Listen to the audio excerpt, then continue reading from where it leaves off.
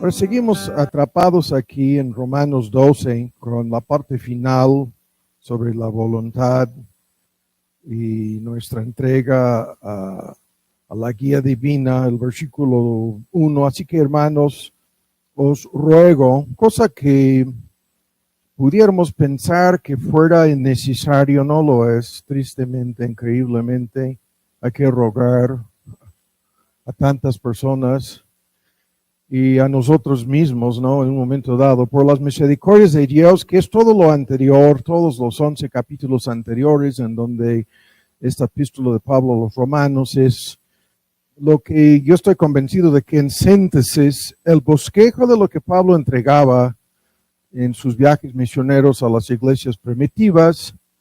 Hace años predicamos una larga, muy alargada serie, versículo por versículo, sobre Romanos, ¿no?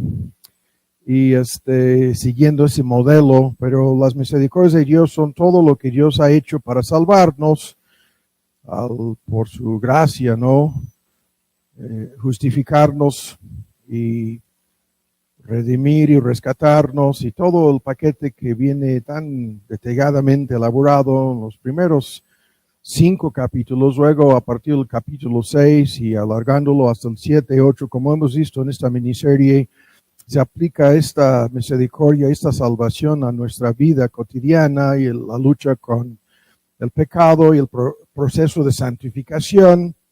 Y a la luz de todo esto, hemos de presentarnos, el lenguaje es de los sacrificios mosaicos bajo la ley, como si tú y yo fuéramos el holocausto que será quemado sobre el altar, pero esto no va a suceder porque nos entregamos como un sacrificio no muerto, sino vivo, sagrado, ¿no? La palabra santa, o santo, quiere decir consagrado, entregado completamente a Dios y con el fin, ¿no? De agradarle bajo la ley mosaica, el olor agradable que el humo, ¿no? Que subía simbolizando ese punto en relación con el sacrificio por el pecado. Nos hemos de entregar así y esto es nuestro servicio razonable, razonado.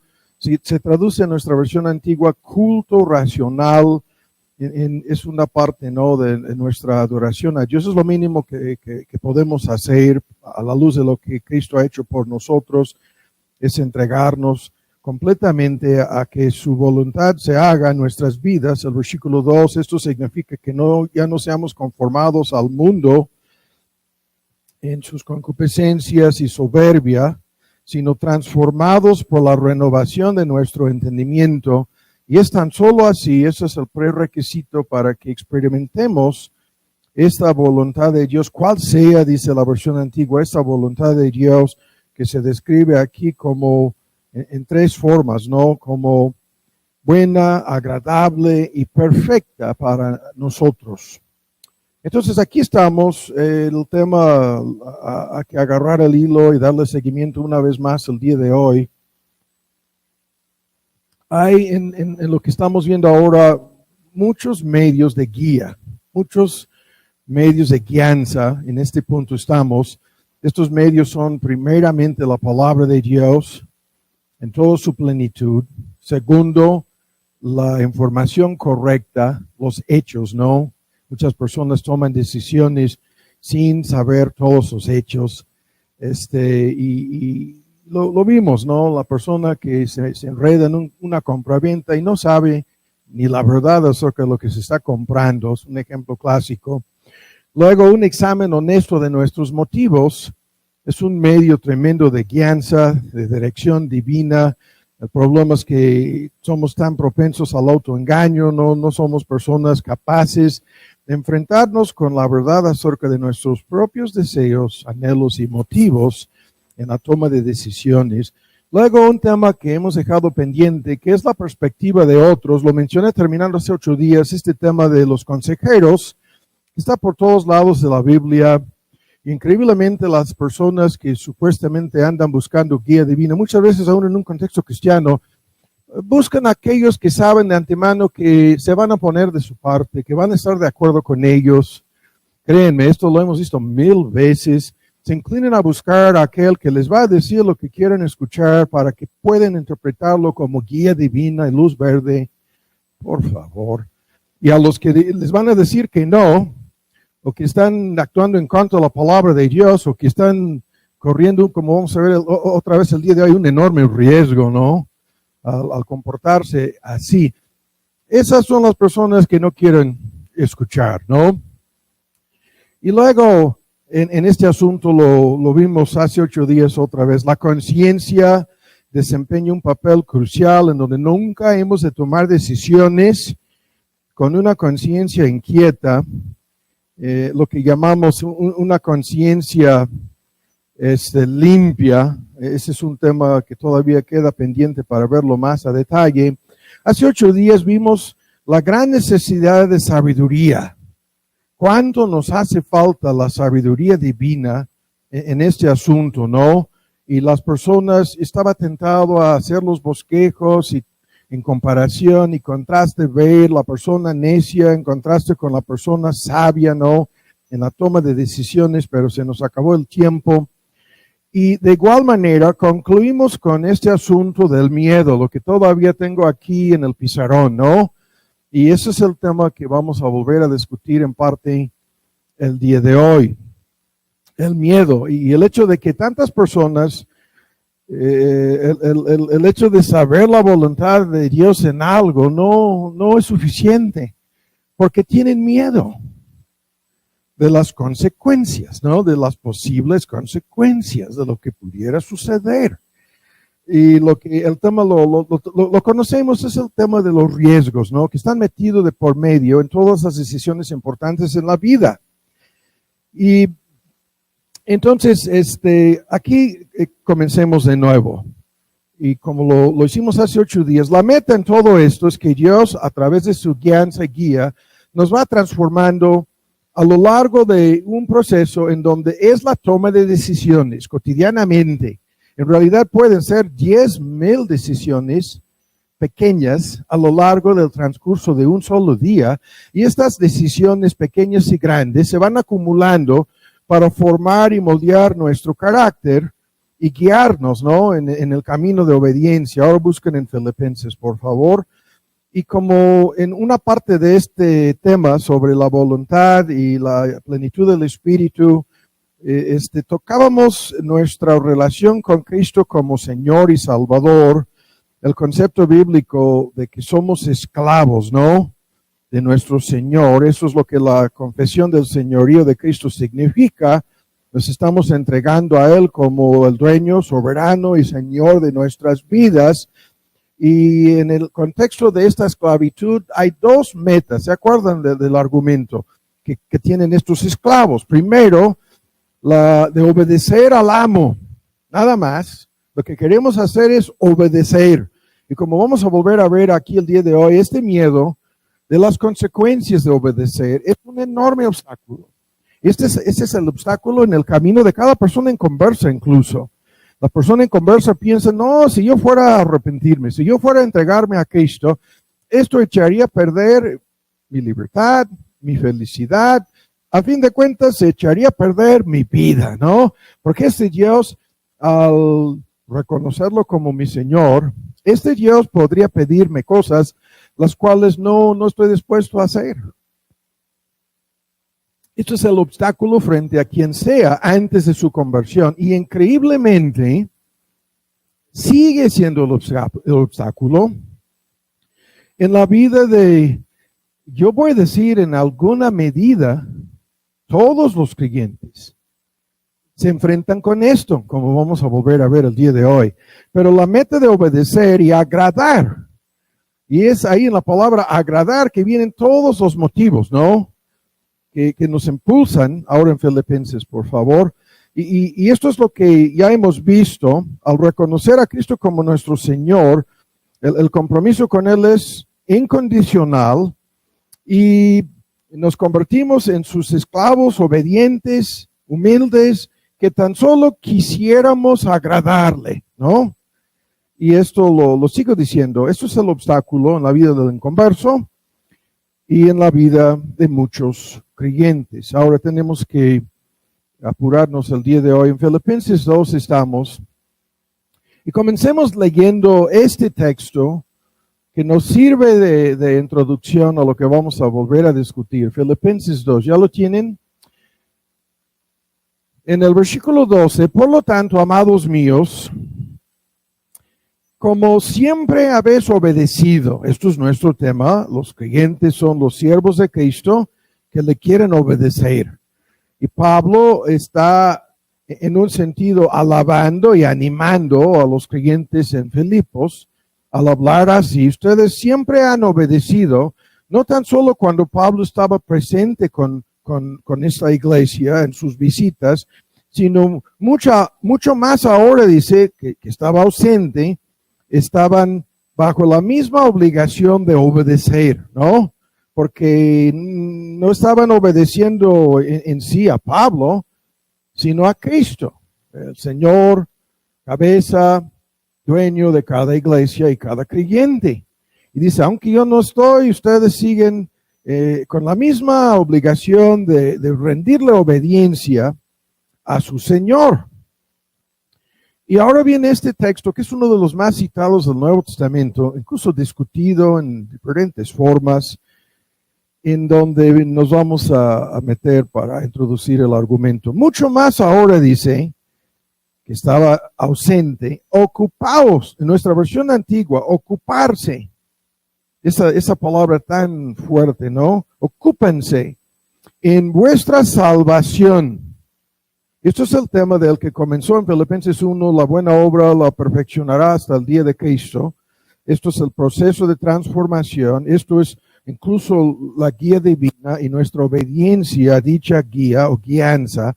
Ocúpense es el proceso de santificación y como vamos a ver, con la meta de lograr el propósito por el cual Dios nos rescató, por el cual Cristo nos salvó. Ocúpense en vuestra salvación. Y el tema polémico aquí es con temor y temblor. ¿Qué es esto? Porque Dios es el que en vosotros obra así el querer como el hacer. El modismo lo conocemos, el deseo y la capacidad de hacer su voluntad. Están encapsuladas estas cosas en la fórmula querer, el deseo y hacer. El poder o la capacidad de llevar a cabo esa voluntad. Vean, Él obra en nosotros el querer y el hacer, y esto sigue siendo nuestro tema, la voluntad de Dios, ¿no? Por la buena voluntad de Dios. La buena voluntad que está en Romanos 12, buena, agradable y perfecta, es la misma que se encuentra aquí. Y esto es en el sermón del monte, en el Padre Nuestro, sea hecha tu voluntad. Esto es el compromiso que cada esclavo tiene con su Señor. Todo esto es el contexto de nuestro tema. ¿Listos? Ahora vamos a discutir esto. Hay un trasfondo en este argumento. El trasfondo es el tema bíblico del temor de Dios. Más de 150 veces, ¿no? No voy a discutirlo en diferentes formas, ¿no? Se refiere a lo que la palabra griega phobos indica, miedo, temor de Dios. Y este tema lo conocemos, se puede traducir en muchas formas esta palabra griega, miedo, aquí lo tengo, miedo, terror en un momento dado. El modismo aquí, un tipo de miedo, la reacción emocional es tan fuerte como para ponerte a temblar. Este es el tema en el contexto más amplio de la Biblia, en donde toda una lista de factores producen esta reacción en la gente, incluso en conversa. Es el temor del poder de Dios, en un terremoto, en una inundación, ¿no? En un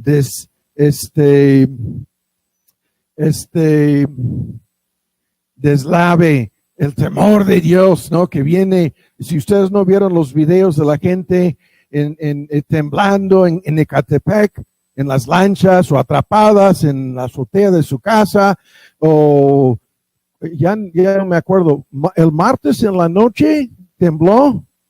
Así hemos tenido 3 de estos fenómenos en el transcurso de esta semana, ¿no? Y luego deslave ahí en el cerro.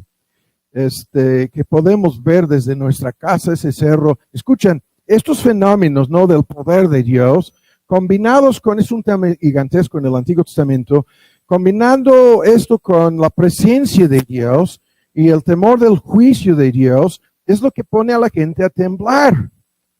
Pero se traduce miedo, se traduce incluso reverencia o respeto reverencial en relación con algo o alguien. Y el argumento de principio a fin es que el verdadero Dios es temible, digno de ser reverenciado, digno de ser temido, ¿no? Y este tema que lo sigo diciendo, está a lo largo de la Biblia, se centra en la verdad acerca de este Dios, su carácter, su naturaleza, su santidad.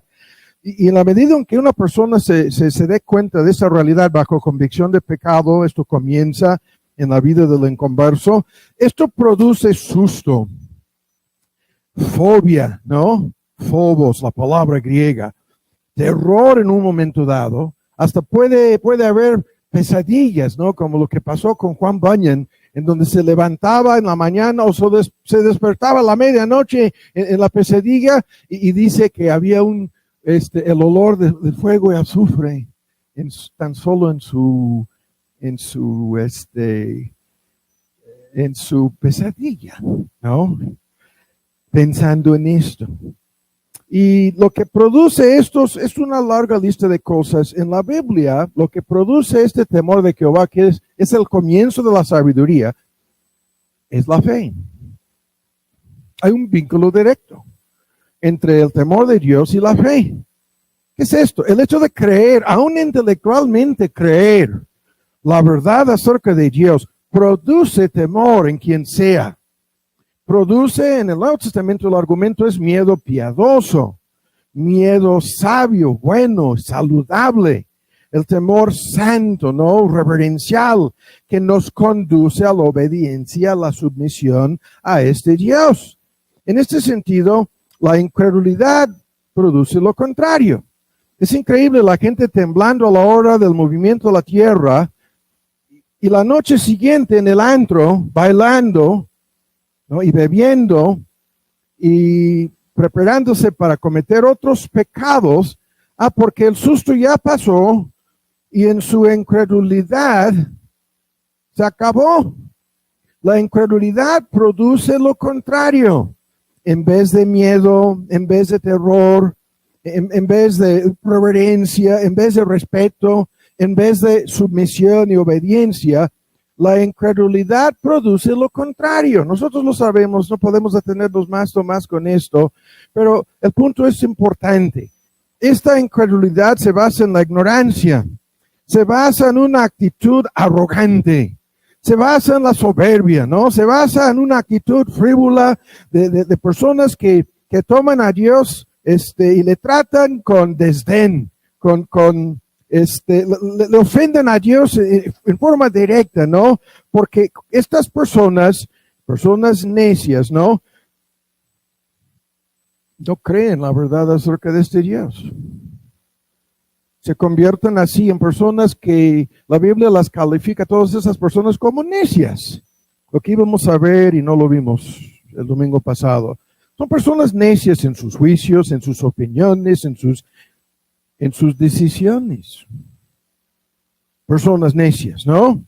Personas que desprecian a Dios, que desobedecen directamente la voluntad revelada de Dios, que hacen caso omiso de sus leyes, que hacen caso omiso de su palabra, de su evangelio. No hay, en términos de Romanos 3, la fórmula tan fuerte citada de uno de los salmos, no hay temor de Dios, dice Pablo, delante de sus ojos. Estas personas en su incredulidad no ven cosa alguna que les pudiera conducir a la verdadera sabiduría, al verdadero temor de Dios. Incluso por eso se burlan, por eso le tratan en esta forma despectiva, ¿no? En contraste con todo aquello, ahora escuchen bien, los creyentes somos personas caracterizadas por el verdadero temor de Dios. Esto es un tema, lo conocemos, una larga miniserie, varias veces hemos tocado el tema, pero somos personas caracterizadas por este temor y temblor, lo que Pablo menciona en el versículo 12, por lo que creemos. Ya no creemos en el Dios de la imaginación del hombre.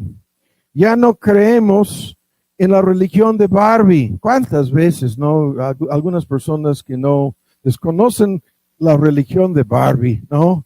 ¿Cuál ha de ser la religión de Barbie, no?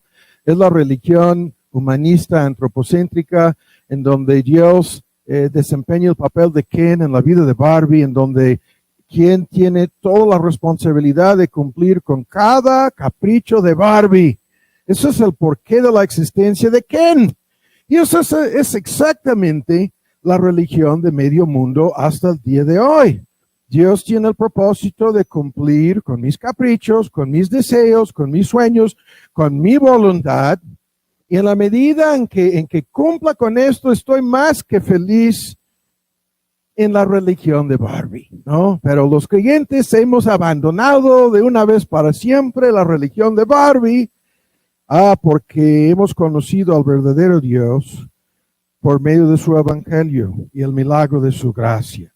Y a partir del momento de encontrarnos cara a cara con ese Dios en el evangelio de su Hijo, somos personas caracterizadas por un temor que se llama filial. Es una palabra técnica. ¿Qué es esto? Es el temor de un hijo. Este temor no es servil, no es en un sentido servil como lo que vemos con el esclavo desobediente que no quiere obedecer, sino es el temor filial basado en el amor y la relación que tenemos con nuestro Señor. Este temor, lo vuelvo a decir, es sabio, bueno, saludable, y motivado por amor y el deseo de obedecer y agradar a nuestro Señor.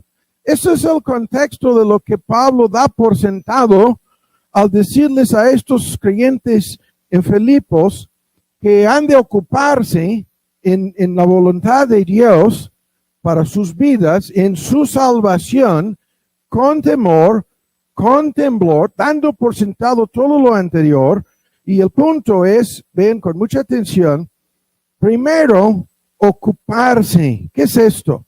Dedicarse al cumplimiento, tener como su primer, en este sentido, prioridad, como su gran aspiración, ¿no? Como el más profundo anhelo de su corazón, cumplir con esta voluntad de Dios, de tal modo que terminan ocupándose en esto, ocupándose en el cumplimiento de esta voluntad de su Señor. Y el que está obrando en nosotros, según el texto, el querer y el hacer. Esto no es por tu propia fuerza, esto no es en base a tus capacidades, no, esto es el milagro de su gracia. Hay que continuar ocupándonos en esta salvación. Se refiere a lo que nos ocupa. Es un esfuerzo cotidiano, un esfuerzo constante, sostenido, día tras día, hora tras hora. Lo vuelvo a decir, no es de una vez, no, es continuamente y es de dentro hacia afuera. Este tremendo argumento que está a lo largo del Sermón del Monte, desde adentro hacia afuera, el argumento. Hemos hablado de esto cuántas veces. Desde adentro hacia afuera, ¿qué quiere decir? Lo que el texto dice, lo que Dios está obrando por dentro, el querer, el deseo y la capacidad y el poder para hacer por fuera, para poner en práctica en la vida, de dentro hacia afuera, por dentro para afuera, la fórmula tantas veces, ¿no? Activos y no pasivos, motivados en este texto. Es increíble. Podríamos detenernos aquí, estoy resistiendo otra tentación. Es una tremenda realidad tan triste, pero tan real. En teoría ha de ser el puro motivo de amor. Y por amor obedecer y agradar. Pero hay que ser realistas aquí. Eso no es suficiente. Increíblemente, no. No. El apóstol apela al temor. Apela a la reverencia, al respeto, ¿no? Apela a todo lo que sabemos. Temor, dice. Temblor, dice. Ocúpense en su salvación. Porque este Dios no está jugando. No está jugando, a esto volveremos, con ninguna persona, menos con los creyentes. Dice Pablo, no, yo quiero que se ocupen de esto y apela al temor de Dios. Apelo al temblor santo, ¿no? Continuad ocupándose en la buena obra de las implicaciones de su propia salvación por este asunto. Porque el Dios que comenzó esto en nosotros, por el milagro de su gracia, continuará esta obra en nosotros. Y en el argumento aquí, este deseo y este poder que Él está obrando desde adentro, nos hace más responsables. El tema ya lo vimos en este argumento hace algunos domingos. Ningún creyente puede decir que no se puede. Lo vimos, ¿no? En Corintios 10, el versículo 13, el argumento. Este deseo, este poder que está obrando en nosotros es eficaz, ¿no? Es el don de la gracia de Dios. En el contexto aquí, el Dios que dice, haz esto, te está diciendo, yo te voy a ayudar, te voy a motivar, te voy a empujar. Y si fuera necesario por el miedo, ¿no? Te voy a obligar a que hagas mi voluntad. El punto, estos propósitos de Dios han de ser cumplidos en nuestra vida. Lo hemos estado diciendo continuamente cada domingo. En este sentido, el llevar a cabo este proceso está en un contexto aquí en que este Dios que tiene un plan, no puede fallar ese plan. Nos va a disciplinar, nos va a corregir, nos va a amonestar, nos va a animar, nos va a impulsar, nos impulsa motivándonos por amor, por gratitud. Y aquí, por miedo. Por miedo. Eso es lo que a mí me asusta cuando veo a personas tomando decisiones que aparentemente no tienen miedo. No tienen temor de equivocarse. Aparentemente no.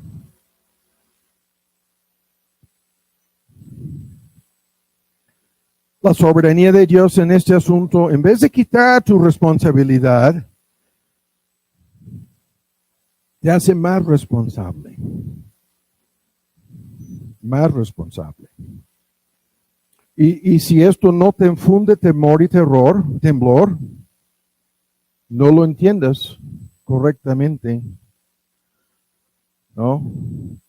Porque tú puedes equivocarte en la toma de decisiones y hacer un desastre. Esto, todo el mundo quiere saber cómo puedes armonizar esto, hermano, con lo que acabas de decir sobre la soberanía de Dios y el cumplimiento de sus propósitos. Yo no tengo que armonizar nada. Yo tengo que predicar lo que este libro dice. Y todas las biografías bíblicas confirman lo que estamos diciendo, sin excepción. Por eso no encontramos a ningún super santo aquí. Pudiéramos discutir lo de Pablo, ¿no? Pero como veremos, fuera de Pablo, seguimos buscando al super santo, ¿no? En donde no encontramos uno tras otro ejemplo de personas creyentes tratando de manipular la voluntad de Dios, personas tratando de obligarle a Dios a que Él haga la voluntad de ellos. Esto está repleto, la Biblia está lleno de estos ejemplos. Y son tantos, ¿no? Hay 7 modelos de la vida cristiana en la Biblia. Uno de los modelos es de estas personas que terminan sufriendo una muerte prematura. ¿Qué es esto? Mueran. ¿Qué quiere decir muerte prematura? Los que abusaron en la cena del Señor en Corinto fallecieron, dice Pablo. Para que no fuesen condenados en el juicio final, la disciplina de Dios llegó a ese extremo. Sí, llegó a ese extremo. De quitarles su vida en este mundo. O sea, de que fueron sacados del mundo de manera prematura, ¿no? Y así lo dice,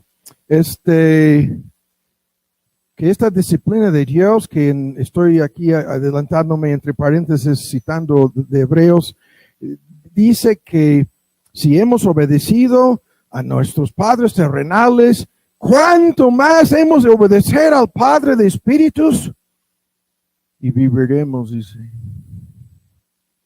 Y hay una descripción de una persona enferma, sus rodillas dobladas, ¿no?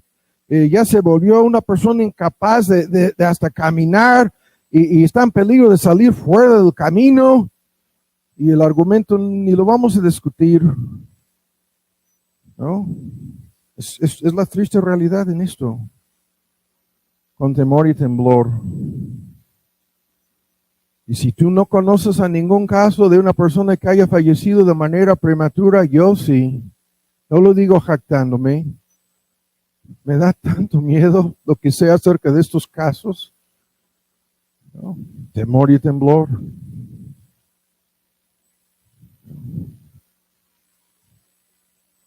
Ahora, terminemos la introducción. Hay que apurarnos. Esto nos conduce nuevamente a lo que hemos estado diciendo sobre los riesgos, ¿no? Rápido, tengo que volver a introducir este concepto.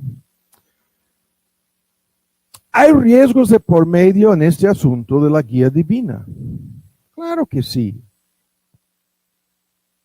Por un lado, riesgos que se conviertan en obstáculos y miedo. Y esto es lo que impide a muchas personas a proceder en el camino. En la alegoría de Bunyan, son estos leones que le espantaban tanto, ¿no? Hasta que se dio cuenta de que ya no tenían dientes, ¿no? De que ahí estaban ahí para asustar y nada más, que no le podían a de veras devorar y no traían ni dientes, ¿no? Pero estos riesgos impiden y obstaculizan a muchísimas personas. Por un lado, y hay muchísimo en este punto. Y por otro lado, vean, el miedo de no hacer lo que acabamos de ver en Filipenses 2. Es la contraparte de quedarnos cortos, ¿no?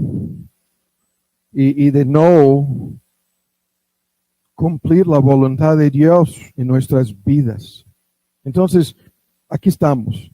Rápido. La palabra riesgo significa una situación o circunstancia que nos expone a la posibilidad de perder algo o sufrir algo. El tema lo conocemos.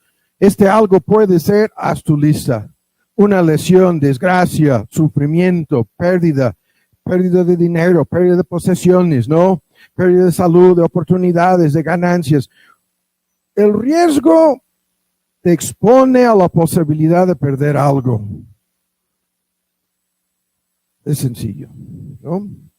El riesgo te hace vulnerable. Vulnerable. ¿Qué quiere decir eso? Es lo mismo. Hay una posibilidad potencial de perjuicio, ¿no? De daño. Y tú te sientes vulnerable ante ese peligro. Cuanto mayor es el peligro, mayor te sientes vulnerable. Esta regla, ¿no? Y ese es el tema que vemos por todos lados. El mundo en que vivimos es un mundo lleno de riesgos. Nosotros sabemos, entre paréntesis, lo volveré a decir, que todo esto es fruto del pecado. Todos estos riesgos en algún sentido son consecuencias directas o indirectas de la realidad triste del pecado. Y la tragedia del pecado ha traído a nuestro mundo. Incluso en temas de desastres naturales, es la misma tierra levantándose en juicio en contra del hombre por su pecado. Pero en forma técnica legal, estos riesgos se miden en el argumento. se midan en conformidad con cálculos y probabilidades, ¿no? Uno de mis hijos es actuario, no voy a decir en cuál banco.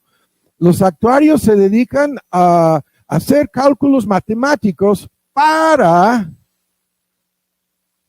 hacer un análisis de los riesgos potenciales o reales usando fórmulas matemáticas, probabilidades, incluso en todo el asunto de seguros y inversiones en sentido socioeconómico. Pero se miden los riesgos, ¿no? Y todo el mundo quiere reducir, mitigar, ¿no? Prevenir, minimizar los riesgos. Ese es el mundo que vivimos. Y estos riesgos que están, acabo de decirlo, en el mundo de negocios, inversiones, están en la cuestión, todas las cuestiones de tu salud, están en todas las cuestiones de integridad física. Estos riesgos están, es un enorme asunto aquí. Están por todas partes, ¿no? En nuestro entorno, en el medio ambiente, en el clima. Lo hemos vivido en esta semana con 3 fenómenos: inundaciones, ríos desbordándose, terremotos moviendo la tierra y luego deslaves, ¿no? Colapsando una parte de un cerro por encima de estas casas, se colapsó el cerro. Estos riesgos, ¿no? Incendios, enfermedades, pandemias, están por todos lados. Estos riesgos están en el agua. Nos falló el sistema de agua ayer en la casa. No voy a decir más. Alguien vino al rescate, pero no voy a decir más. Nuestros tanques se llenaron de agua llena de polvo. Por favor, ¿qué pasó ahí? Estaba hasta mirando. Tenemos unos filtros y un sistema de filtración. Estaba mirando, mi esposa me dijo, esa agua ya no me está gustando. Se ve como que trae algo. Estos riesgos están en todos estos sistemas, ¿no? Todos los servicios, desde fugas de gas, desde el servicio eléctrico, desde agua y comida.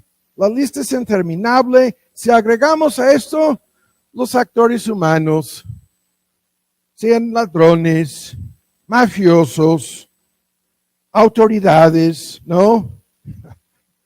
Sean los actores humanos que se meten de por medio para que haya un pleito, un conflicto, alboroto, ¿no? En cuestiones socioeconómicas, políticas, ni hablar de guerras. ¿Qué es eso? ¿Qué tipo de riesgos hay en un tiempo de guerra?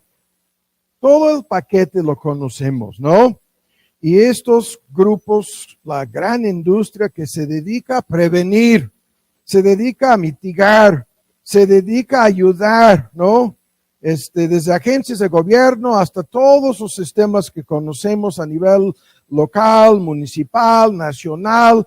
Y lo que sucede es que con el paso del tiempo, los únicos que piensan que están libres de todo este tema de riesgos son los inmaduros, adolescentes, jóvenes, que se consideran como infalibles, como prácticamente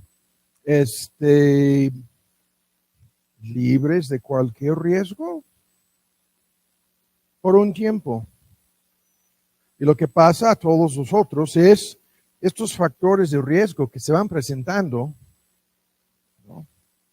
Es increíble, por un tiempo decían, y no vamos a discutirlo, nos sirve de ilustración, que los de 18 para abajo no tenían riesgo alguno en esta pandemia. Ahora dicen que sí. Y antes decían, no, los de primaria, menos, 12 para abajo, menos, dicen. No hay ningún riesgo aquí. Ahora en el primer mundo todos esos los quieren vacunar, diciendo que hay un tremendo riesgo. Y están manipulando un asunto para generar cada día más miedo. Increíblemente nos andan diciendo que los vacunados han de tener miedo de los no vacunados. Explícanme eso, por favor. Y que los no vacunados deberían de vacunarse para que los vacunados no les tengan miedo. No voy a decir más. Y la gente temblando. Es una pandemia de los no vacunados. Pero el 85% de los nuevos contagios en Israel son de pura gente vacunada. Casi el 70% en el Reino Unido es lo mismo, de pura gente ya vacunada 2 veces, pero nos están diciendo no, que es una pandemia de los no vacunados. ¿De veras? Es un ejemplo más en donde hay una agenda política mundial metida de por medio en la manipulación de la pandemia, sin lugar a dudas. Pero nos sirve de ejemplo, ¿no? Porque tú y yo quisiéramos evitar los riesgos en la vida, sean cuáles fueran esos riesgos. Casi todos, si les damos la opción, aquí está la zona otra vez de comodidad y aquí estoy, y esto es la zona de aflicción, y esto es la zona, las 3 zonas que están en Santiago, no vamos a ver los textos, la zona de peligro. Y si nos dan la opción de escoger en cuál de estas 3 zonas quisiéramos permanecer, ¿no? Prácticamente de por vida, el argumento en Santiago 5, optamos invariablemente por la zona de seguridad, por la zona de comodidad. No, es entre el peligro y la tranquilidad. ¿Me estás diciendo que hay que escoger? Nadie va a escoger la incomodidad. Nadie va a escoger la zona de peligro, la zona de riesgo, ni la zona de aflicción. A nadie le gusta salir de su zona de consuelo, confort, comodidad, felicidad. Entre paréntesis, ¿está alguno de ustedes feliz? Zona de comodidad, dice Santiago. Nadie quiere salir de esa zona. Y cuando nos preguntamos acerca de por qué esto es así, ya lo hemos comentado. Vivimos en un mundo caído, en donde nosotros, tú y yo, ignoramos todos estos riesgos. No tenemos suficiente conocimiento, ni poder, ni la capacidad en muchos puntos de manejar o frenar dichos riesgos. Aún peor, escuchen, vivimos en un mundo caído. Vivimos en un mundo sujeto al pecado y sus consecuencias. ¿No? Hay un sinnúmero de riesgos porque hay un sinnúmero de consecuencias del pecado humano. Sea la imprudencia, el pecado humano, sea la necedad, sea la inmadurez, sea la falta de temor. El pecado humano, la imprudencia humana, la necedad humana. Así. Lo dejo. Para volver a decir una vez más, el único que no está sujeto a ningún riesgo, ningún peligro, es Dios. Este Dios autónomo, este Dios absoluto, este Dios eterno, este Dios soberano, este Dios que tiene un control, este Dios que tiene cada cabello contado, este Dios no está se encuentra libre de cualquier debilidad. ¿Cómo pudiera volverse vulnerable este Dios? Jamás puede suceder eso. Pero tú y yo estamos atrapados en este mundo, atrapados. Y los riesgos son una parte de nuestra vida. Si hay una ilusión de seguridad, de eso podríamos detenernos media hora hablando de esta ilusión. No, hay miles de imprevistos, miles de incertidumbres, miles de cosas que pueden suceder a nosotros en cualquier instante, en cualquier momento, un accidente, en cualquier instante, ¿no? Una enfermedad, en cualquier instante llega la pérdida, en cualquier momento se sufre una lesión, una desgracia. Así. Y por eso las fobias.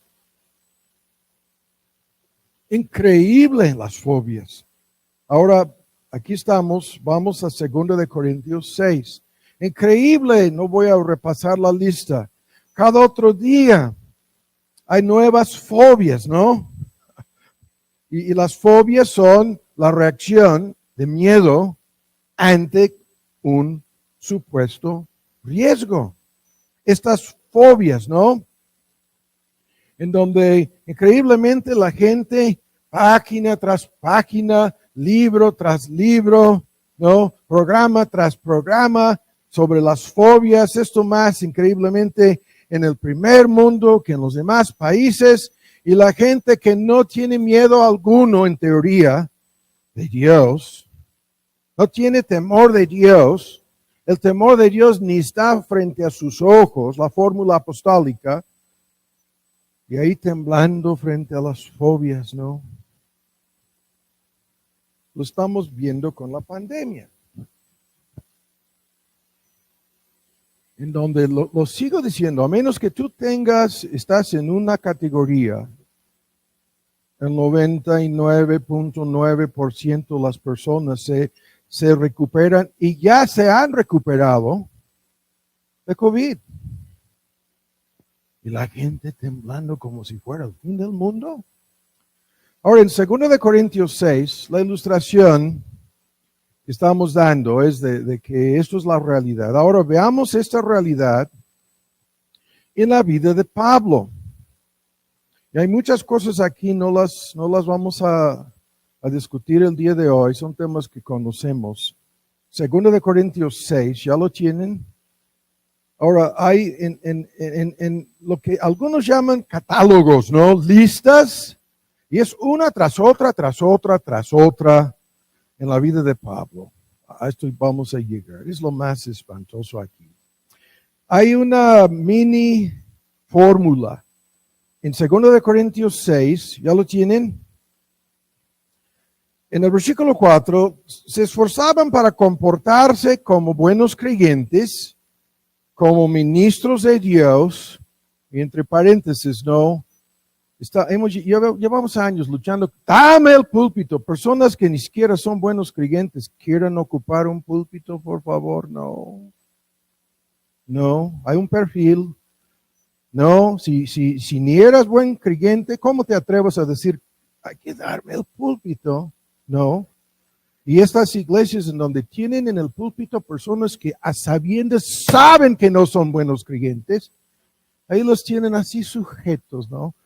En uno de los argumentos en Corintios, dicen, no, algunos de estos superapóstoles de ustedes, les tienen a ustedes esclavizados, los tienen sujetos, los tienen amenazados.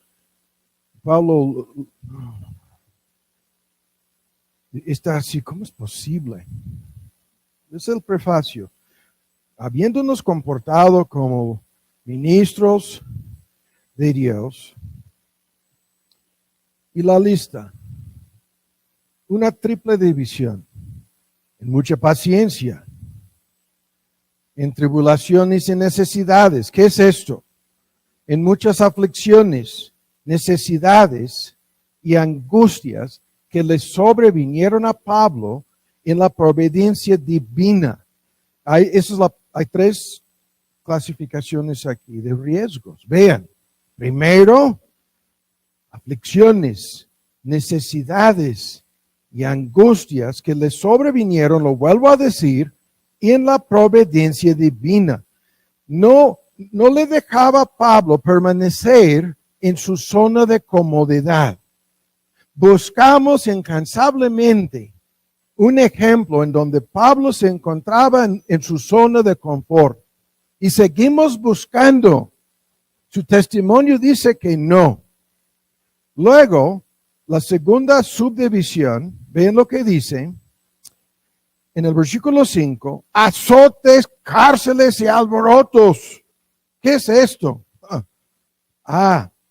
Dificultades ocasionadas por sus enemigos. Aquí los enemigos son espirituales. Ocasionados estos problemas, la lista, azotes, a esto volveremos, cárceles y alborotos, todo ocasionado por mis enemigos. Y entre paréntesis, con Dios dándoles luz verde. Sí, a mis enemigos a que me hagan estas cosas, sí. Y luego termina esta parte de la lista, la tercera división.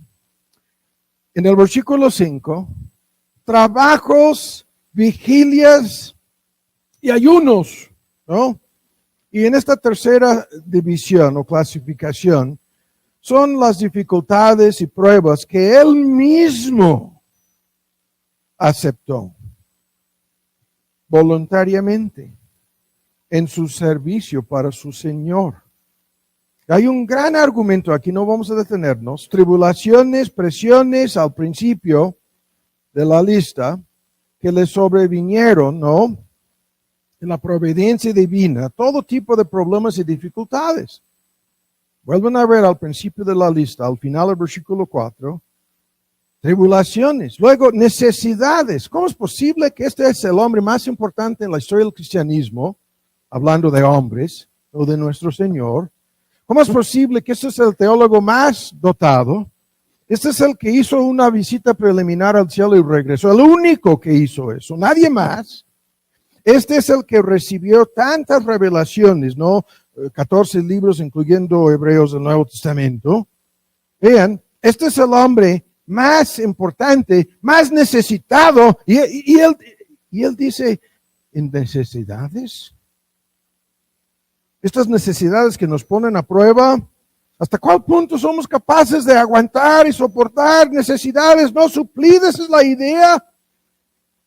Hay este ejemplo, adelantándome, 2 años encarcelado, el hombre más importante en la historia del cristianismo, todo porque no quería darle un soborno. 2 años encarcelado, todo porque no le quería dar un dinero.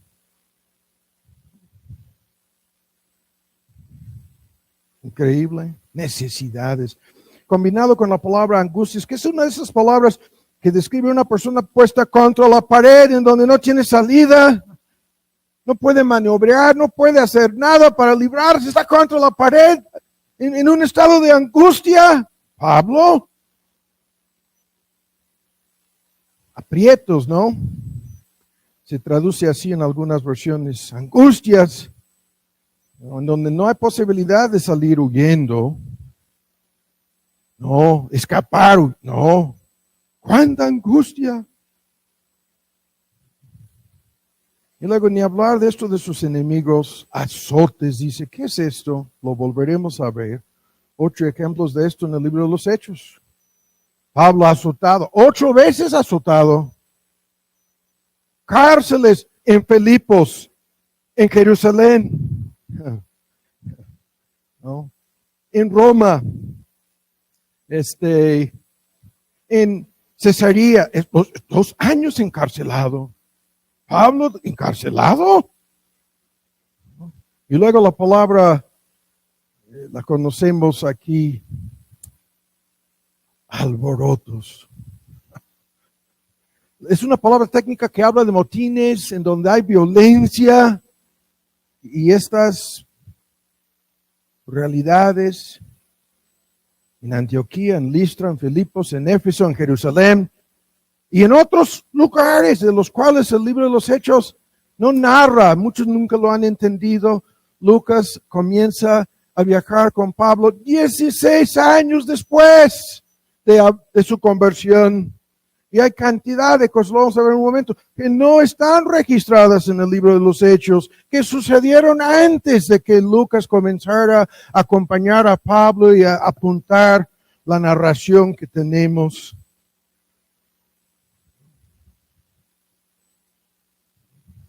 Y luego la parte voluntaria, lo mencioné hace 8 días. Simón, obligado a cargar la cruz. No hay nada de esto aquí. Voluntariamente, trabajos. Vean la lista. Voluntariamente, vigilias, ¿no? Voluntariamente, ayunos. Sin discutir los detalles, esos temas los conocemos, ¿no? Así. Y hay que combinar esto. Vamos, de una vez, vamos al capítulo 11, ¿no? Antes de salir de esto, hay que agregar esto, ¿no? Rápido, hay que apurarnos. Tenemos muy poco tiempo para terminar el día de hoy, no hemos avanzado nada. Segundo de Corintios 11, ya lo tienen. Este texto también lo conocemos. Estamos hablando de riesgos y peligros en la vida cristiana. Y en contraste con aquellos supuestos superapóstoles, son ministros de Cristo en 23, yo más, en trabajo más abundante. Estamos en 11:23 y ahora otra lista, catálogo, ¿no? En azotes se perdió la cuenta. Ya no se acordaba de cuántas veces ha azotado. Ahora, te recomiendo que apuntes a un lado una nota, en un papelito en tu Biblia.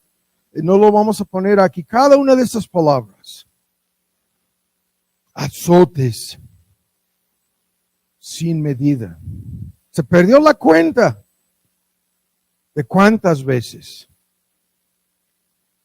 Y vean, cárceles más. ¿Cuántas veces encarcelado? En peligro de morir, muertes es de martirio, de morir como mártir. Dice muchas veces. Lo que estoy recomendándote, pon aquí tu lista aquí de estos riesgos. Cada una de esas cosas es un enorme riesgo en la vida de Pablo.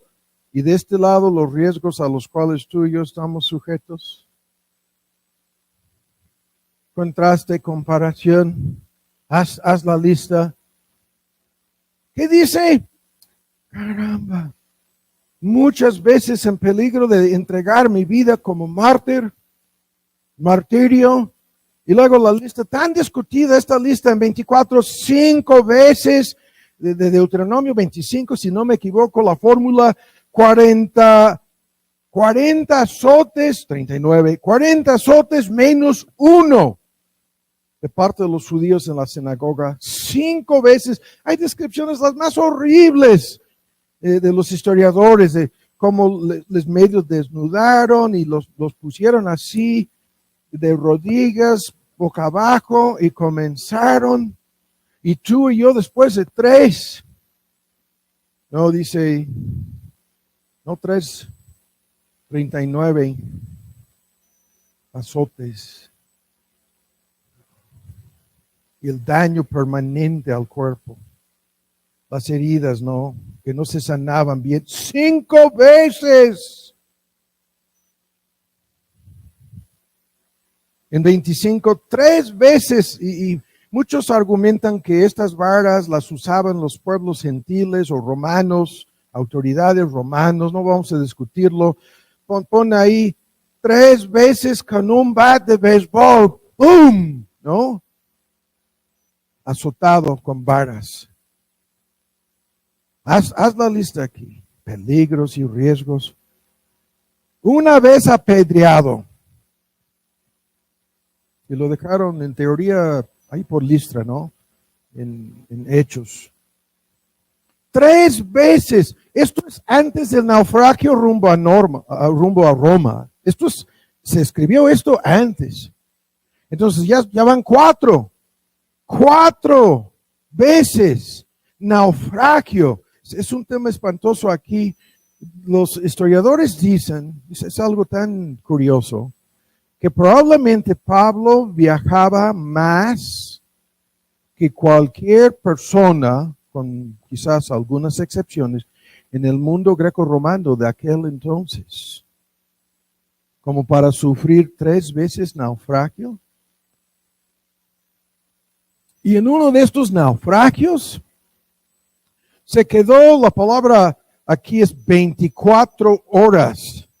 Se traduce una noche y un día en alta mar, agarrando en teoría una palanca, algo de algún resto de la nave.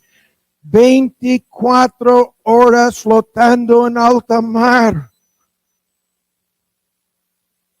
¿Qué tipo de riesgos? Hay que ponerlo. Yo tengo esta lista, llevo toda una semana leyéndolo cuando me despierto en la mañana. Vuelvo a repasar, vuelvo a leer esta lista. Y me siento como un enano. Porque de este lado tengo mis problemas, mis aflicciones, mis luchas. Y hago la comparación. Y así me levanto diciéndome, no tengo nada. Ningún riesgo de esta índole. Y el tiempo se nos ha ido. Termina la lista, la conocemos. Peligros en ríos. No había puentes, no había ni lanchas en muchísimos de estos viajes. Estaban obligados a buscar, si fuera incluso nadando, cómo cruzar el río. ¿No? Peligros. La palabra se traduce riesgos y es una lista espantosa de riesgos. De mi nación, los judíos, que lo estaban cazando por todos lados.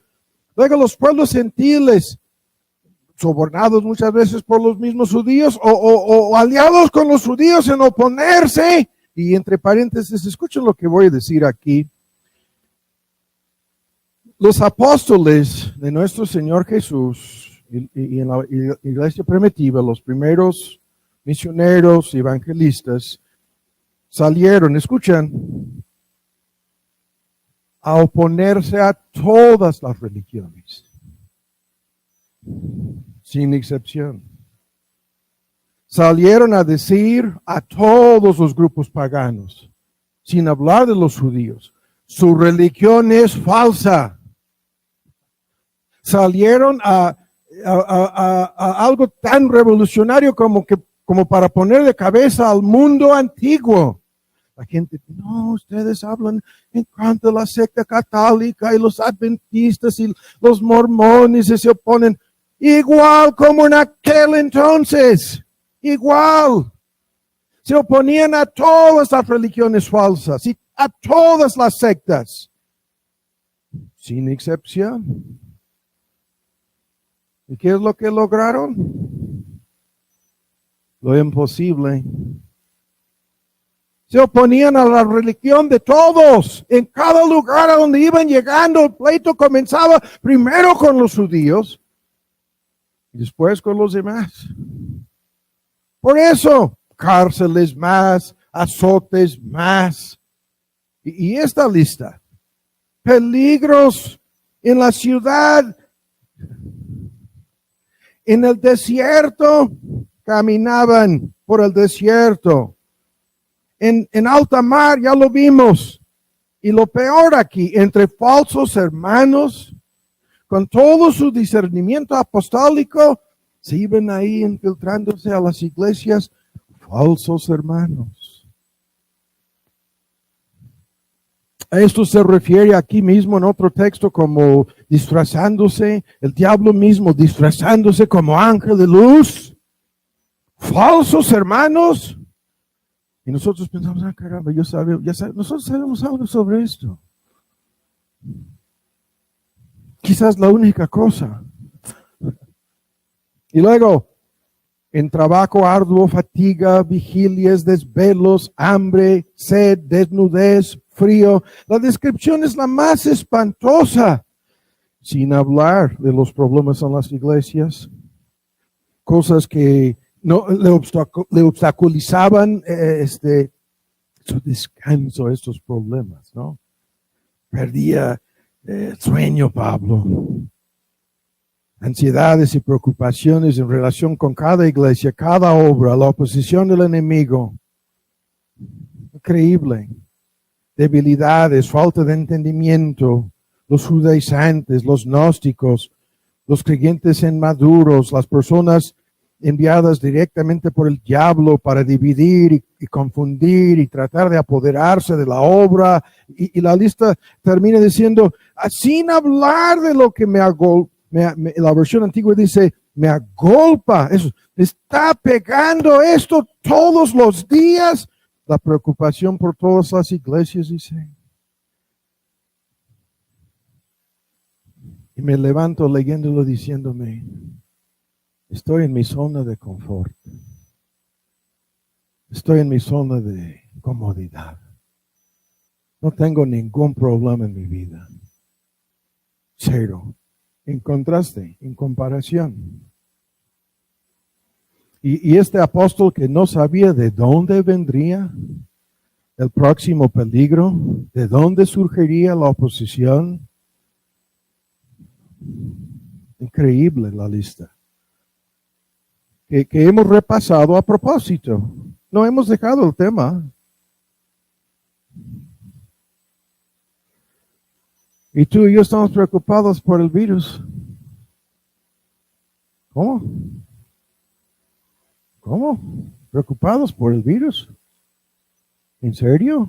No estoy minimizándolo. Yo creo que es real. Yo creo que hay personas que han fallecido de esto. Pero como para trastornar nuestro mundo.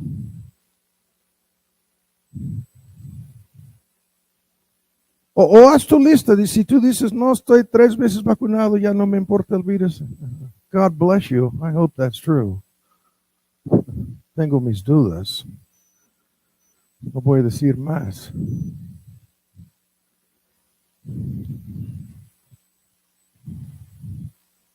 El punto. Escuchen.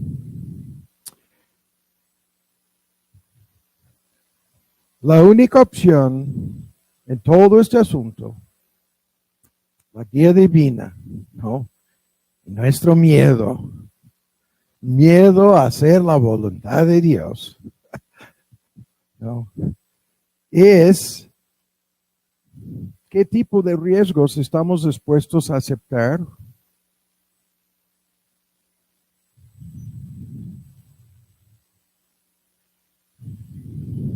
Sin saber cómo algo va a terminar. Y vuelvo a la ilustración del domingo pasado y anteriormente, del mayor riesgo de perder el alma. Los inconversos están dispuestos a correr ese riesgo.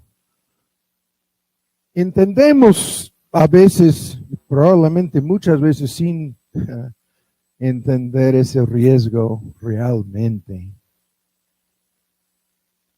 En muchos grupos, las tácticas evangelísticas, si la Biblia tiene la razón, el riesgo en que tú te encuentres es el mayor posible de perder tu alma.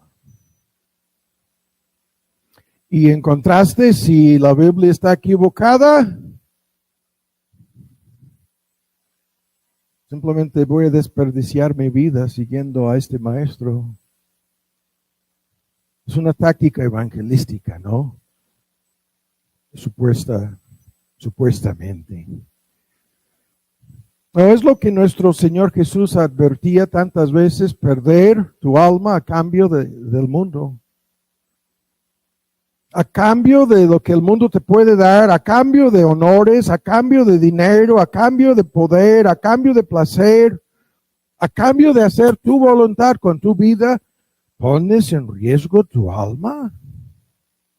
El mayor riesgo. Y la iglesia cristiana, hablando genéricamente, iglesia singular, se preocupa por esto. Estamos preocupados por el mayor riesgo que hay en todo este asunto, que es el riesgo de perder tu alma. Y dicho riesgo se va a convertir en una realidad eterna para los que no se arrepientan. Usamos la palabra riesgo, porque no sabemos si serán convertidos o no, si se van a arrepentir, si se van a entregar a Cristo o no. Pero lo que sabemos a ciencia cierta es que si no, el riesgo se va a convertir en la mayor tragedia posible. Lo sabemos.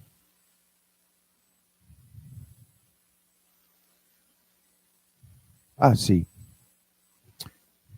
2 puntos ahora para terminar.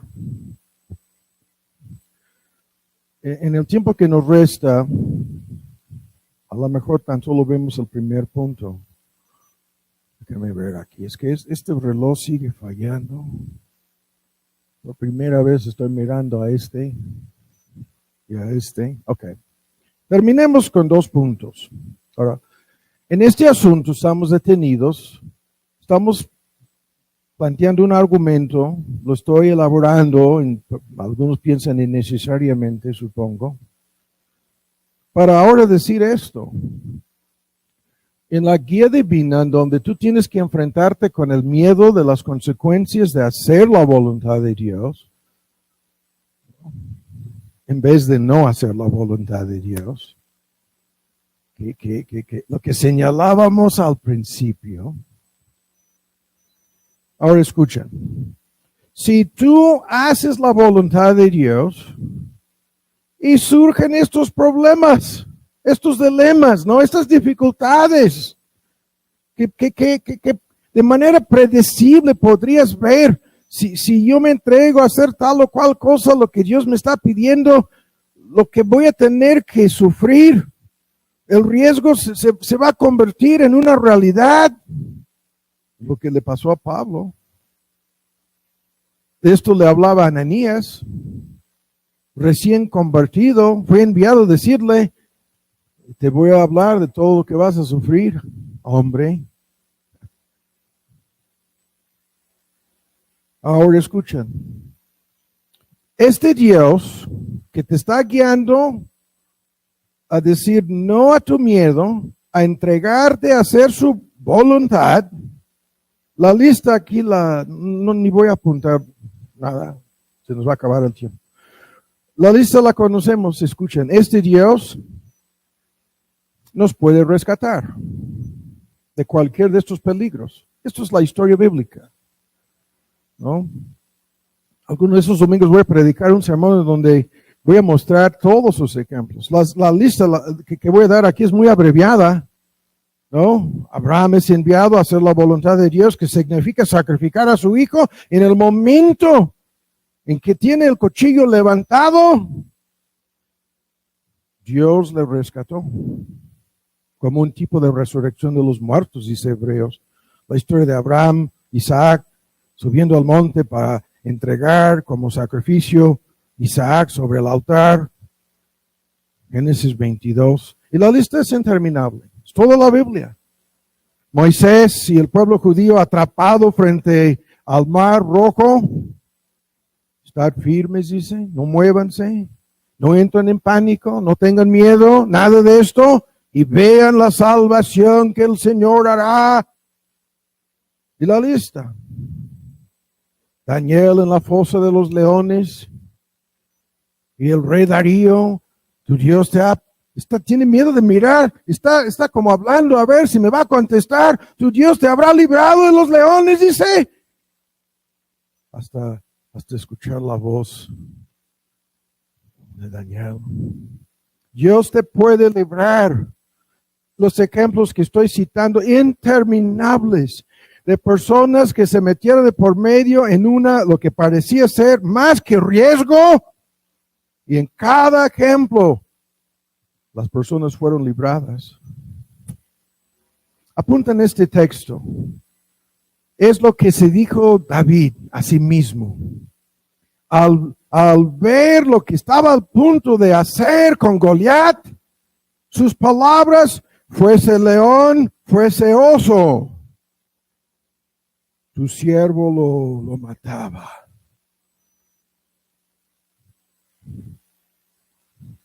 Y este filisteo será como uno de ellos. Frente al oso, frente al león, frente a Goliat. 17, 1 de Samuel, versículo 36, el texto, apúntenlo. La próxima vez que haya miedo, puedes decirte, fuese león, fuese oso, lo que David ya había pasado, habiendo sido librado anteriormente, por lo que estamos diciendo, del riesgo. Este filisteo será como uno de ellos. Así los ejemplos. Dios te puede librar, la lista la voy a cortar rápido. Dios puede revertir invertir, poner de cabeza y deshacer algo malísimo que te ha sucedido en estos riesgos. ¿Y cuántos ejemplos? Son los mismísimos. Es Pablo y Silas cantando la medianoche. La lista anterior, golpeados, en violación de la ley romana, aplastados, ¿no? Una paliza, públicamente humillados, desnudados, azotados con varas. Viene un terremoto a la medianoche. Y se puso de cabeza todo el asunto. José, ¿cuántos ejemplos de esto? José, lo querían matar, lo vendieron como esclavo, falsamente acusado, encarcelado, olvidado. La lista es espantosa. Y luego termina diciendo, ustedes pensaban hacerme mal y Dios lo encaminó todo. Lo encaminó a bien. Después de 13 o 14 años. No fue de un día a otro.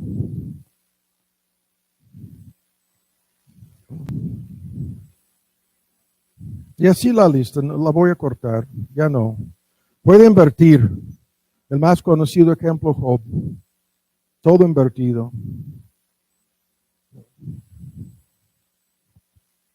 Y tan solo Santiago, saben ustedes cómo el Señor le trató al final. Y cómo es muy compasivo, cómo muy misericordioso. Y el Señor le bendijo con más que lo que tenía al principio. Todo invertido. Rápido, la lista. En estos asuntos Dios nos puede preservar en medio del problema sin quitar el dilema. ¿Cuántos ejemplos? Pablo fortalecido, capacitado, bástate mi gracia, no te voy a sanar. Cuando soy débil, soy fuerte. Termina gloriándose en debilidades, afrentas, necesidades, persecuciones. La misma lista, angustias. Aquí mismo en el siguiente capítulo, la lista, gloriándose. Gloriándose, no, gloriándose en el Señor, fortalecido en medio de la dificultad, para hacer la voluntad de Dios, sin que el problema o el dilema fuese resuelto. ¿Cuántos ejemplos de esto? Toda la Biblia. Y termino el argumento diciendo esto. Este Dios puede rescatar, puede invertir, puede fortalecer, puede animar, puede infundir en nosotros el querer y el hacer, no importando lo que haya sucedido ni lo que pueda suceder. Y por eso sus promesas. Lo comentamos al principio, hay que apuntar los hechos y luego al final de tu lista de hechos, las promesas de Dios que se aplican a los hechos. Las promesas de Dios. Nadie te puede hacer daño, Pablo, a la medianoche en Corinto, porque yo tengo mucho pueblo en esta ciudad.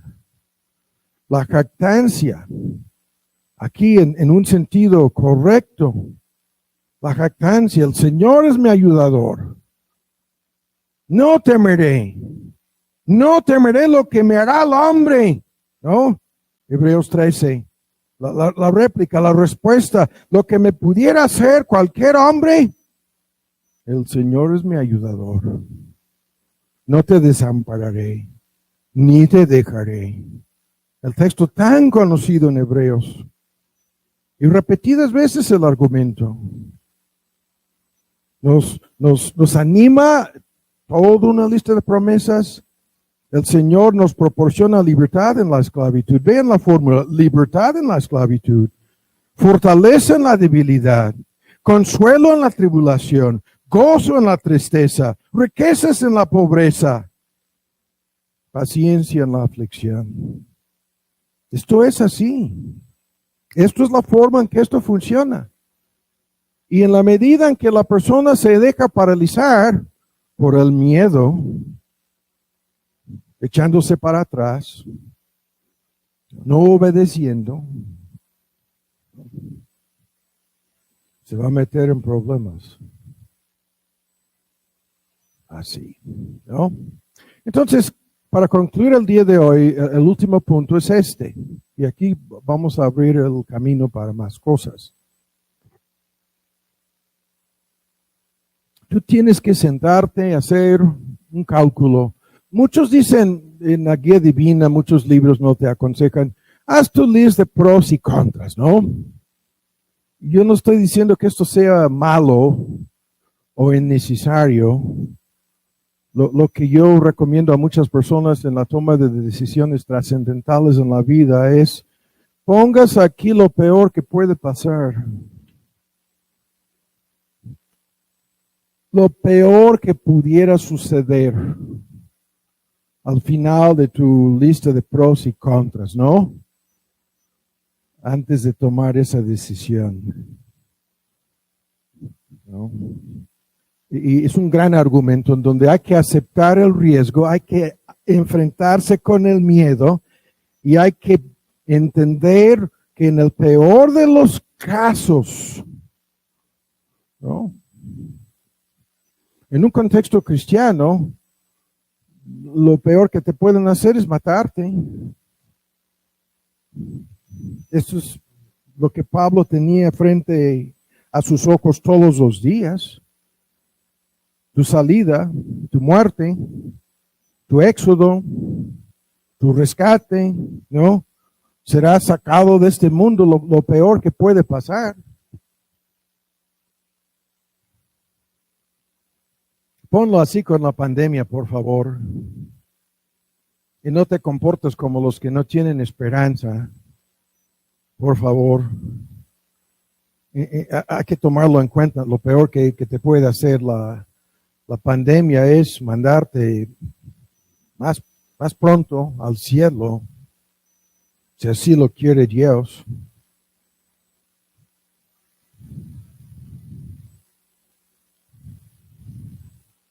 Entonces, concluyo con esto. Si entendemos cómo este miedo, cómo estos peligros desempeñan un papel en la guía divina, ¿no? Entre paréntesis, déjenme agregar esto.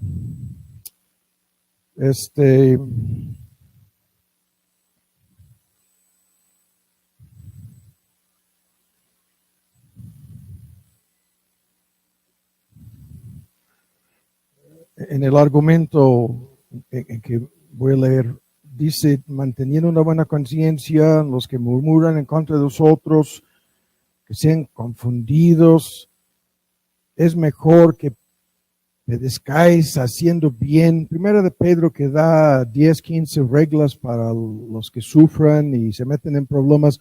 Es mejor que pedezcáis, que pedezcamos haciendo bien, si la voluntad de Dios así lo quiere, que haciendo mal, ¿no? Es tremendo, es el mismo punto.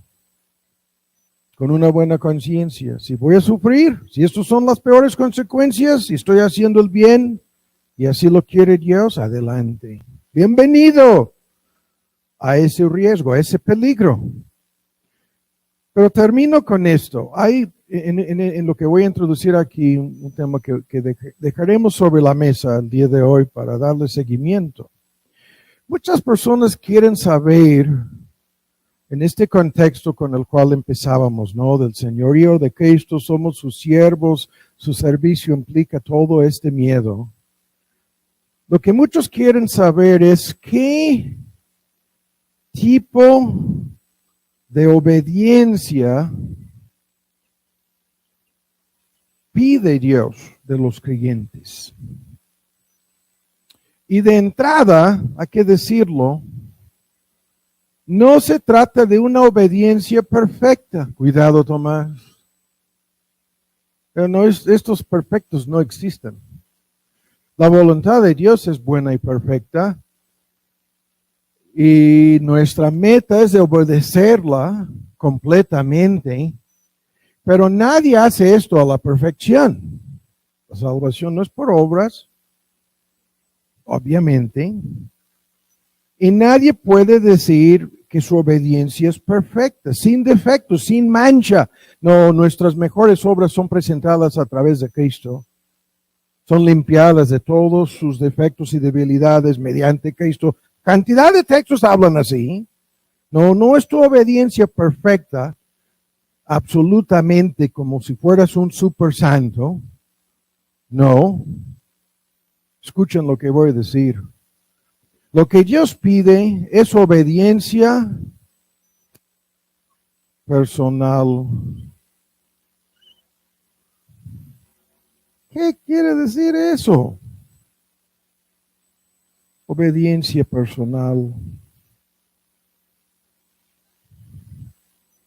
Obediencia motivada por amor a su persona, de tu persona. ¿Qué es esto? Es la obediencia, aunque hay más aquí, que Dios exige. Y el tema va por muchos caminos. ¿Qué quiere decir esto? Es obediencia motivada por amor a su persona, por amor a su hijo, pero es personalmente que le hemos de obedecer. Si me amas, hay que guardar mis mandamientos. Es la obediencia personalmente dirigida a su persona. Señor, te quiero obedecer a ti, mi Señor. Tú eres el objeto de mi obediencia. Te quiero agradar con mi obediencia. Personalmente, por amor a mi Señor, le quiero obedecer. ¿No? Y termino con Colosenses 3. Hay mucho aquí que vamos a dejar sobre la mesa. Colosenses 3. Este argumento está en una larga lista de textos, en donde el punto es muchas cosas que son difíciles, ¿no? Y hay aspectos de nuestra obediencia en donde no tan solo hay miedo de ciertas consecuencias, no tan solo hay temor, sino hay dificultades en obedecer. Hay una lista de cosas que no son relativamente fáciles de hacer. A todos nosotros, tu lista es diferente de la mía. Y hay otras cosas que no son relativamente difíciles en nuestra obediencia, ¿no? Y el punto es que en el momento en que esto salga del contexto de obediencia personal, ¿no? Los que no lo quieren entender, Dios ama al dador alegre. A esto llegaremos más, no el día de hoy. ¿Qué es esto? ¿El dador alegre? ¿Qué quiere decir eso? Es la persona que hace y da en el contexto del argumento porque quiere dárselo a su Señor. Alegremente lo hace. De las personas que obedecen motivadas por 1000 cosas, ¿no? Presión externa, ¿no? A fuerzas. No están en esto. Para guardar las apariencias, para tocar la trompeta, para llamar la atención, para hacer un show. ¿No? La obediencia personal proviene de lo que estoy diciendo aquí, del amor. ¿No? Es el asunto, termina Pedro en su catástrofe, 3 veces habiendo negado a su Señor, y 3 veces el juego de palabras. ¿Me amas? 2 veces la palabra agape, para decirlo así en español, y 1 vez la palabra fileo, de ahí viene la palabra Filadelfia, de filos. Pero vean, el intercambio de palabras, me amas, 3 veces me amas. Y se queda así Pedro diciendo, eso es lo que le estaba preguntando. Tú sabes que te amo.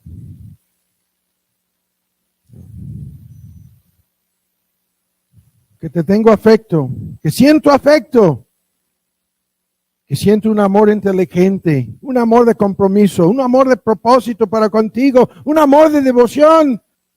Es un asunto personal, ¿no?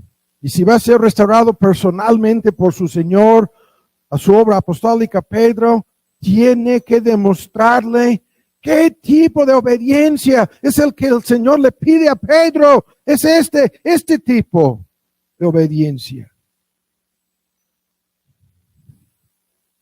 En donde el corazón va de por medio en el asunto.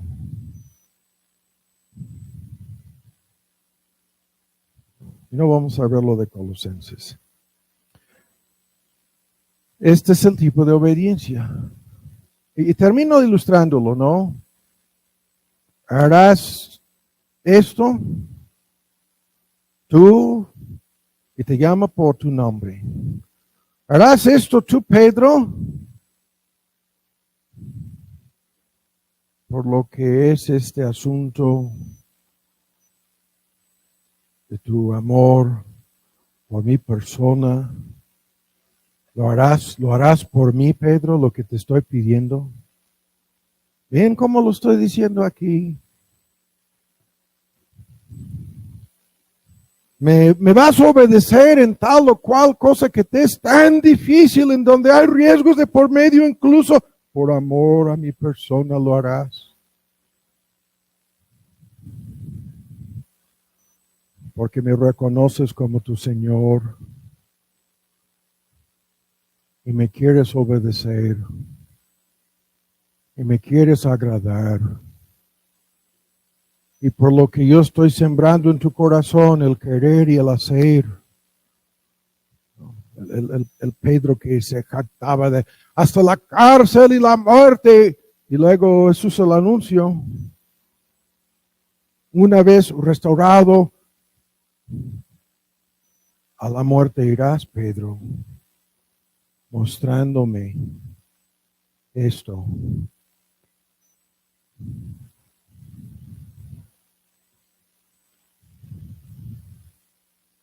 Y pon ahí tu dilema, pon ahí tu problema, pon ahí tu obstáculo, pon ahí lo que te da miedo. Califica bien el riesgo, considerando las consecuencias. Y antes de tomar tu decisión, hay que meter de por medio esto. Por amor a tu persona. Por amor a tu Señor. ¿Qué harás tú con lo anterior? Padre, damos muchas gracias por habernos reunido por este tema. Te pedimos que nos ayudes a irnos de aquí contestando por tu gracia, por lo que obras en nosotros, por tu misericordia, contestamos que haremos tu voluntad en todas estas cuestiones y decisiones de la vida. Te pedimos por los que no te conocen, porque saldrán de aquí diciéndote que no van a reconocer tu señorío, ni van a entregar sus voluntades a tu voluntad, ni van a creer en Cristo. Y te pedimos para que entiendan que si permanecen así, perderán sus almas. Perderán sus almas. En el nombre de Cristo Jesús. Amén.